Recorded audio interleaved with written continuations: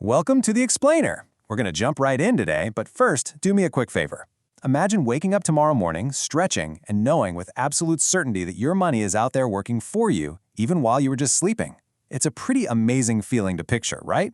I mean, that kind of financial freedom is the ultimate goal for so many of us, but honestly, getting there often feels like trying to solve a giant puzzle.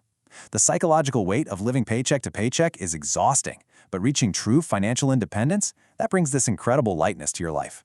So today, we're breaking down a really fascinating source titled The Blueprint for Building Lasting Wealth, and we're going to explore exactly how to actually achieve that freedom. So, what actually makes millionaires different from everyone else? It is so incredibly easy to fall into the trap of thinking that becoming wealthy means you need to win the lottery, or inherit some massive family fortune, or land a top-tier multi-million-dollar salary right out of college. But you know what? The truth is actually a lot more grounded than that. The data consistently shows us that a ton of millionaires started out with completely ordinary incomes. In fact, everyday professions like teachers, engineers, and accountants frequently rank right at the top among self-made millionaires. So if the big secret isn't a massive windfall or a crazy lucky break, what exactly is it? Well, it's the habits they practice every single day. That is the core thesis of our explainer today. We are going to discover 10 absolutely powerful daily money habits that have the potential to completely rewire your financial future. The compounding effect of your daily actions is just staggering. It's not about finding some mythical overnight success. It's really about mastering the small things, doing them consistently, and literally letting time do the heavy lifting for you.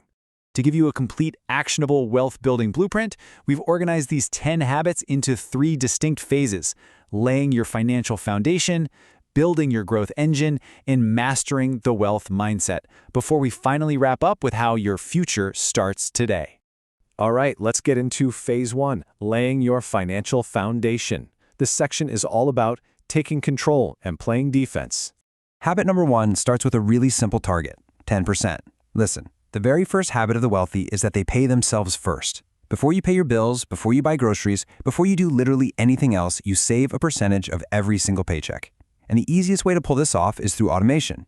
If you set up an automatic transfer on payday, you don't even see the money hit your checking account, which completely removes the temptation to spend it. You have to treat your savings like a non-negotiable bill that you owe to your future self. And hey, even if you can only start with 10%, consistency matters way more than the initial amount. Habit number 2 is all about dodging that dreaded lifestyle creep.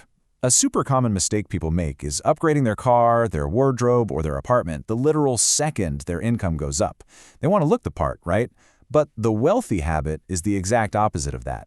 Instead of upgrading everything they own just to look rich, they keep their expenses strictly controlled and they invest the difference. Being wealthy isn't about flashing designer brands on the outside. It's entirely about building quiet, unshakable financial security behind the scenes where nobody else can even see it. Another critical foundational habit in this phase is avoiding bad debt. You see, not all debt is created equal, and guarding your future income means playing the ultimate financial defense. Step 1, you have got to identify your high-interest debt, especially anything from credit cards. When you're paying 20% or more in annual interest, the math of compounding is aggressively working against you, just destroying your wealth. Step 2, you have to pay it off as quickly as humanly possible. And step 3, going forward, only borrow money when it actively supports your long-term financial goals, like, say, a sensible mortgage. Our next defensive habit is tracking every single dollar. The rule here is simple, but totally profound. You cannot improve what you do not measure. You need to know exactly how much you earn, exactly how much you spend, and exactly how much you invest. Now, I know the word budget sounds restrictive, but don't think of it that way. Think of a simple monthly budget as your personal financial GPS. It tells your money exactly where to go rather than leaving you sitting there at the end of the month wondering where the heck it all went. Let's pivot to phase 2. Building your growth engine. Subtitle here is Offense and Acceleration. We've got our defense locked in, now it's time to play offense. A crucial offensive habit is to create multiple income streams. I want you to imagine your overall income as a big pie chart. If your entire financial life relies on just one single slice, like your primary paycheck, you are actually in a highly vulnerable position. Successful people build additional income sources to fill out the rest of that pie. We're talking about investing for dividends, maybe purchasing real estate for rental income, starting an online business, selling digital products, or even taking on freelance work. Cultivating multiple income streams creates amazing stability and drastically accelerates your whole wealth-building journey. Next up is investing consistently. Look, saving money alone just isn't enough because inflation will slowly eat away at your purchasing power over time. In year 1, investing might feel incredibly slow, but by year 5, compound growth really starts taking over, and by year 10, you are seeing massive wealth accumulation. To put that into perspective, consider this. If you invest the cost of a daily $5 coffee over 30 years, you aren't just saving 50 grand. Thanks to the magic of compound interest, you could end up with well over $150,000. Inflation erodes cash, but compounding builds empires.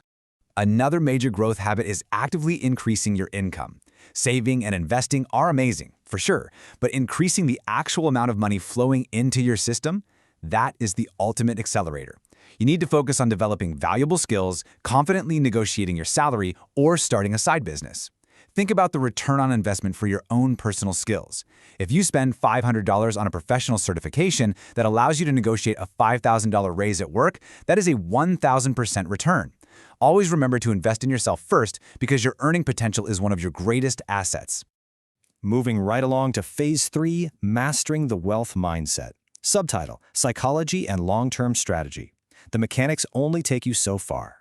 A critical mindset habit here is to never stop learning, because as the saying goes, knowledge creates opportunities that money alone cannot.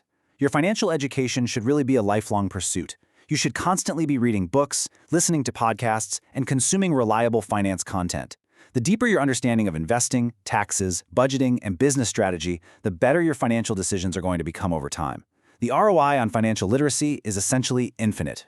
You've also got to train yourself to think long-term. Wealth usually grows over years, not weeks. In our modern era of instant gratification, viral overnight success stories, and same-day delivery, it is genuinely emotionally difficult to stay patient. So many people want instant results, and they just get discouraged when they don't see them right away. But you have to resist the urge to constantly tinker with your investments or abandon your strategy. It's those small, smart decisions repeated consistently that produce truly remarkable results over a lifetime.